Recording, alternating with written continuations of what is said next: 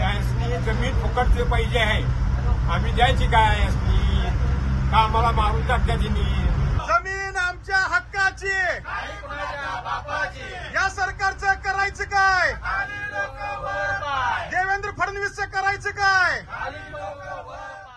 आज सकाळी 8 वाजल्यापासूनच पोलीस माझ्या घरी आले आणि त्यांनी सांगितलं की तुम्हाला घरातून बाहेर पडता येणार नाही, तुम्हाला आंदोलनस्थळी जाता येणार नाही, जाण्याचा प्रयत्न केला तर आम्ही तुम्हाला ताब्यात घेऊ आणि आम्ही इथंच बसून राहणार, तुम्हाला नजर कैदेमध्ये ठेवलेलं आहे. त्यामुळं मी त्यांना सांगितलं मग ठीक आहे, तुम्ही मला ताब्यात घेतलेलं नसेल आणि आंदोलन करून देणार नसाल तर मला इतर कामं करून द्या. म्हणून मी आज कोर्टामध्ये माझी एक निकालावरची केस होती, त्या केसमध्ये हजर राहण्यासाठी इथं आलेलो आहे.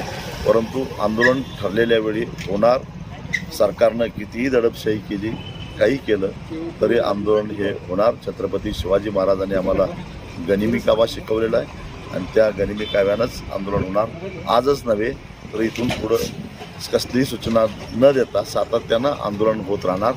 कारण या महायुती सरकारच्या एका लाडक्या आमदाराला वाचवण्यासाठी, त्या आमदाराची जमीन आणि त्याचं कॉलेज वाचवण्यासाठी लेआउट बदललेला आहे.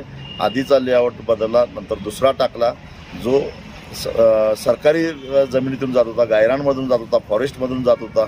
निमशिरगाव, जैनापूर, दानोळी या गावांच्या गायरांमधून जो रस्ता जाणार होता त्यामध्ये मध्येच आमदारांची कॉलेज आलं, वैयक्तिक जमीन आली आणि भूमी अधिग्रहण कायदा दुरुस्ती झाल्यानंतर जो मिळणारा मोबदला आहे तो तुटपुंजा मोबदला आहे आणि त्यामुळे आपल्या लाडक्या आमदाराचा तोटा होऊ नये म्हणून पुन्हा लेआउट बदलला. तो उतळ भागातून टाकला जिथं महापुराचं पाणी जास्त दिवस रेंगाळतं, म्हणजेच त्या ठिकाणी प्रचंड भरावा टाकावा लागणार आहे आणि तो भरावा लागल्यानंतर एका बाजूला एक लाडका आमदार वाचवत असताना अख्खी सांगली शहर पाण्यामध्ये जाणार आहे.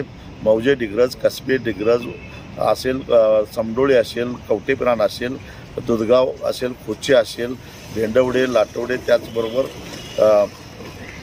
इकडं कवटेसार, दानोळी, कोतळी, उमळवाड या सगळ्या गावांना प्रचंड मोठा पुराचा फटका बसणार आहे. आम्ही म्हणतोय की तुम्ही जो काय पूल बांधणार आहे त्या पुलाचं स्ट्रक्चर आम्हाला दाखवा, कारण जुलै महिन्यामध्ये जवळपास 4.5 लाख क्युसेक पाणी शिरोळ तालुक्यामध्ये येत असतं. त्या पाण्याचं जर का निर्गत व्यवस्थित झाले नाही तर पुराचा धोका आम्हाला बसतो, आम्हाला ते सोसावं लागतं. आणि शिवाय शेतकऱ्यांच्या जमिनी कवडी मोल किमतीनं जायला लागलेल्या आहेत. शेतकऱ्यांनी रस्ता करायला विरोध केलेला नाही, पण आमच्या कवडीमोल किमतीनं जमिनी घेऊ नका एवढं शेतकऱ्यांचं म्हणणं आहे. त्या शेतकऱ्यांचं समाधान करण्याच्या ऐवजी दडपशाही करून जर का सरकार हा प्रकल्प लादणार असेल तर आम्ही जशास तसं उत्तर देऊ.